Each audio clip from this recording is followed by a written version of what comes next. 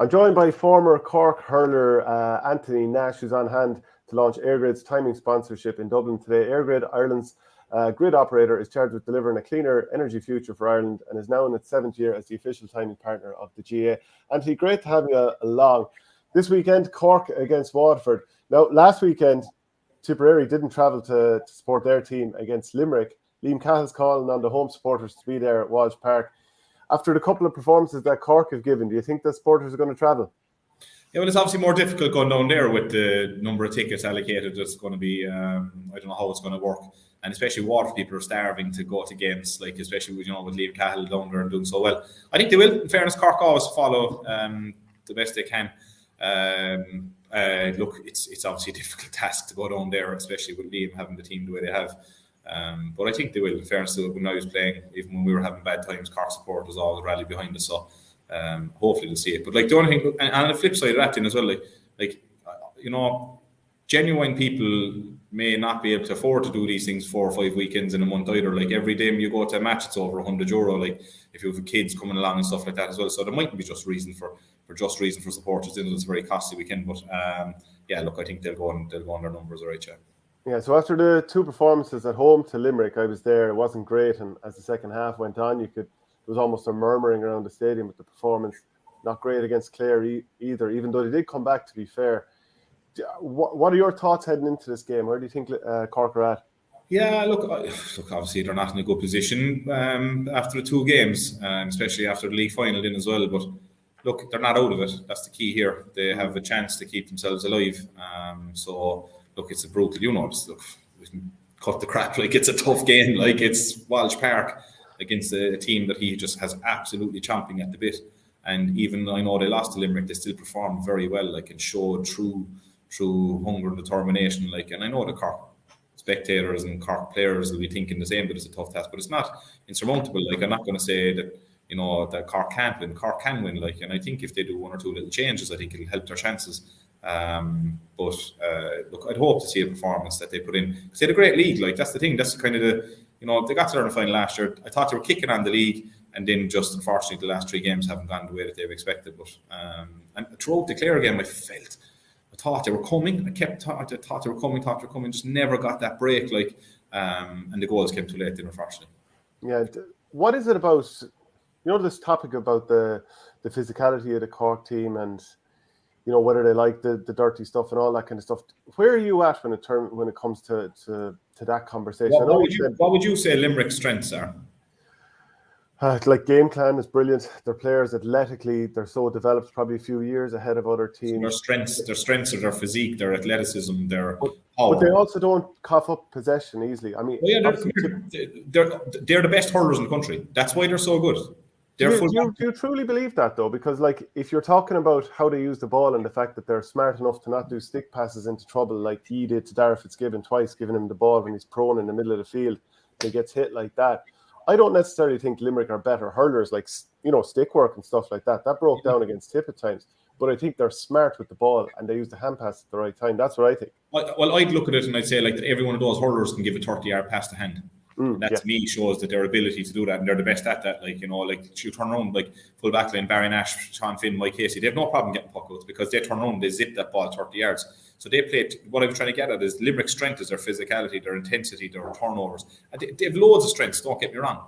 Cork's strength is speed, and that's what it is at the moment. They have the fastest players on the field, and they're trying to develop a game plan that supplements that. And that's where they're at. And look, it's falling at times, absolutely. I thought it was better last year. I thought they had more go forward play rather than lateral play they're doing this year. But I can see why the management went with that game plan last year, because off the shoulder running, pace, running in numbers to create goal scoring opportunities. And I still think that that's there. I just think they need to tweak it again, just a tiny bit to get the players in the right positions to do so. But what I was trying to get at, like, is I think that, like, they're trying to build to their strength, which is saying we're not the best tacklers. We never were. We're not the biggest team. We never were. So, like, why would we try and engage in a battle against a team that are bigger and stronger than us? So that's what I'd say about, like, people on about Cork's conditioning and stuff like that. Like, our 2 best players for a couple of years were Luke Meade and Dan Carney, playing on the wings. Like, they're my height, like, you know what I mean? But they were exceptionally good at what they did. So, we're not the biggest and the strongest. I don't know will Cork hurling ever be, but I'd hope that we'd have the fastest and the nippiest and good hurlers, and that's what they're trying to play to. Yeah, because like you, I was a bit of a believer in Cork coming into this championship. I don't think they're fully done either, but I just think if there was a bit more smarts in terms of out on the field and not giving those stick passes at the wrong times and not hitting 50-50s and sort of working with the the pace coming through, the boys coming off the shoulder. But like the talk of the physicality, like you're obviously playing in the Limerick Championship now with South Liberties. You previously obviously for years with Canturk. Sometimes I hear this talk that the Cork Championship is refereed differently, that it's not, that physicality almost isn't encouraged. And look, you'll have to bear with me with this example. I play a bit of five-a-side up here in Dublin with a few former GA players, and sometimes we're playing against lads who just played soccer all their lives, and it's almost like they're looking for fouls for things where we're saying, what are you talking about? So it's almost like we're playing a different sport. And I wonder sometimes, do Cork players come out of a championship that's refereed differently and it's coming against them? Have you even heard this sort of conversation? No, I've heard it. I've absolutely heard it. I don't agree with it, but I've heard it. You have to understand as well, inter-county hurling, right? We're together. So Cork hurlers have been together since last November. And then they're going into championship together as a group. They're preparing. They're playing league games. Like, club hurling doesn't prepare them for that. So the club championship is coming after it. You know what I mean? Like, so it's not like, so basically what I'm saying, to get ready for this championship, Cork would have played 10 or 12 inter-county teams refereed by inter-county refs. So they know what's a foul and what's not a foul, and the intensity of that. Look, our strength, again, I put it to you that way, isn't like one of our strengths isn't our physicality and size. I thought in the league they had a bit. I thought the Limerick game in the league was very good, and I thought that they really did it there. But like, again, it's the offensive play that I'm kind of more. I'd like to see kind of go back to where it was and putting fear in opposition that they're creating 4 and 5 goal scoring opportunities like they did last year. Tim O'Mahony off the shoulder, Robbie O'Flynn going with him, hand passing over top and going for goal. I just think that that's not as exciting as it was this year, and that's not a slight nor a dig on anyone. What I'm saying is that it's still there, and just hopefully they'll find it. And like, what I'm trying to say is, like I said to you about the tweaks, like I would put Patrick Horgan in centre forward on Sunday. I would put Tim O'Mahony in midfield. I'd put Rob Downey in wing back, and I'd have Darragh O'Leary or David Callan at full back. And because assuming that Ger Melleric's out, like now all of a sudden you've something different. You've Ty de Burke sitting off Patrick Horgan, and you're kind of thinking, can he do that and stuff like that? And it'll bring a bit of excitement, because like they need to do something just to kind of reinvigorate the dressing room, reinvigorate the spirit and the Cork support as well. And in terms of like the overall game plan and trying to work through the hands and run it and that kind of stuff, I know you're talking about tweaking in terms of like moving lads' positions and bringing new lads in, because maybe Downey will add more physicality. But do you think that they need to continue developing the same game plan they're going with? Look, again, I know what they're trying to do. They're trying to keep the perfect ball. They're trying to hold possession until you see the perfect run. But unfortunately, what happens is it gets static and it allows opposition to come out and tackle you from behind, like Limerick, like Waterford are brilliant at. So you don't want to allow Waterford the opportunity to hunt you down. I'm always a believer against the Limerick and the Waterford. Like, it's very easy, sitting here on a laptop explaining how to do it and actually on the field doing it. You need to move the ball from the point of contact. So if a wing back has the ball, he's going to have a wing forward and a corner forward coming out to harass him. You need to shift that ball 10 yards to move it away from those two lads to go again. Now, I like to see ball going forward, and I think at the moment Cork are just going backwards and lateral a small bit too much. I know what to try to get Mark Coleman on the ball. Of course you want to get Mark Coleman on the ball. But you need to get the right ball going forward and a bit more diagonal deliveries into the corner, which suit the players as well. And that's the reason I'd shift Hoggy out to centre forward. He's not getting as much ball as he used to get. So that's what I'd like to bring him back out and maybe link the play at centre forward. You see, Mark Keane, he did an interview in the last week with the AFL.com talking about maybe I'd probably love to come back. Obviously, the timing of that isn't great after getting a red card, which possibly was a bit harsh against Clare. But that doesn't really add a whole lot to the mood music in terms of making things seem positive, does it? Yeah, Mark's a good lad. I taught Mark in school. He's a Mitchell CBS. I actually met him last week for a chat, and he's a good guy. And he wouldn't mean anything negatively by that. I don't think there was anything kind of slight or negative meant by it. In fairness, he's a good young fella. And what he does in the future is his own decision. I'm glad for Cork hurling that he decided to pick Cork hurling, and I think that with a year under his belt, that maybe next year he becomes a major option for them. I think he's right. I know did they appeal it or was it going to be rescinded, but I think it was a soft enough, and I think both of them on the day were soft enough. So hopefully that they'll get his rescinded, and I think he could become an option then for Cork hurling. He's a big, strong, physical lad, but he's never played underage hurling for Cork, and people expect him to come straight back from Aussie rules and be a superstar. I think this year was always going to be a bedding year for him, where they'd use him in parts and then hopefully next year then he'll have more experience and more hurling under his belt to continue on. But you know what, knowing the lad, there was nothing negative meant by it, by the article. Yeah. Do you find it's like he played centre back for Ballygiblin on their All Ireland run? Did you find it strange seeing him in full forward? I mean, part of me was thinking, with that guy's level of athleticism, could he shut down the likes of a Gerard Hegarty, as tough a job as it is? Yeah. Maybe that would be the way to bet him in year one. Rather, you need an unbelievable touch to play inside. We won the Barty, the B Harty, and he was in Leaving Cert. We had a very good team with James Keating and Colin Mahoney and a few more lads in as well, like, and Willie Duggan, the teacher inside in school. So Mark always played full forward for us, like, for the obvious reason. He was so good, and his hurling is actually very good that people mightn't have noticed yet, because he hasn't been on the field that much, but he is a great hurler. And next Willie said to me, will we try Mark Keane centre back and James Keating full forward? And I was kind of going, that's kind of, you know, swapping it. And it was unbelievable call out of Willie, because he was phenomenal in throughout our campaign at centre back. So he can actually play there as well, very well as well. But I think what they were looking at was a ball-winning option in the forward line. I think that's no point in saying otherwise. Like I spoke to you there about the lack of physicality, lack of size we have in Cork. He was obviously that outlet. But he could end up anywhere. Like I really think that this year was an experience year for him, that he had to come back, get his hurling back up, play more hurling. And I think next year he could be an option anywhere like that, yeah. Because like you look at Rob Downey was playing as a forward as well, and went back into the backs as well. So, but he's a great athlete, and I think people haven't seen how good he is yet. Yeah, I expect a lot from him in the coming years. About playing as a goalkeeper, you look at the way Aaron Gillane is, obviously he's standing in front of the goalkeeper, and I'm wondering, what can a goalkeeper now do to upset his running lines? Because as you saw with Cathal Barrett and Seamus Kennedy the other day, if you let him in behind you, he's brilliant at jumping in over the back. Not many forwards can do what he's doing. But obviously you don't want to offer up the front for him either, because he'll just collect the ball, turn and pop it over the bar. So I'm wondering, like, sometimes when I play full back over the last couple of years, I ask the goalkeeper to stand 10 yards out. So I'm one side of the forward, the goalkeeper's the other side. And I don't necessarily want him challenging for the ball, but I just want him to just put it in the forward's head that he's surrounded.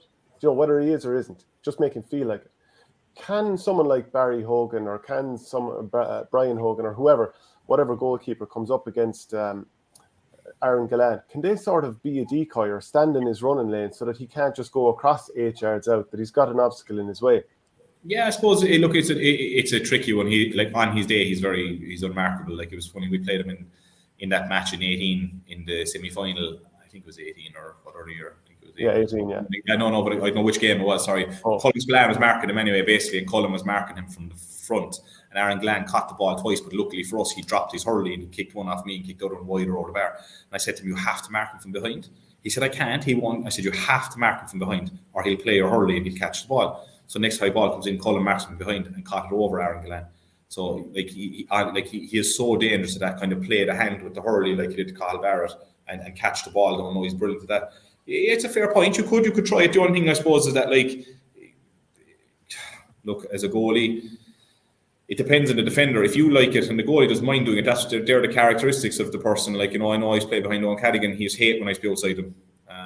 And then Damien Callan didn't mind, you know what I mean? They were the two fullbacks I would play behind the most and stuff. So it depends on that. Like, but it's something that you can do. I can't wait to see your team next time you're doing it. Your goalie's 30 yards out, moving from one side to the other. But he could, yeah. I know what you're saying, like, just to kind of just put it into his head that he can't run around, yeah.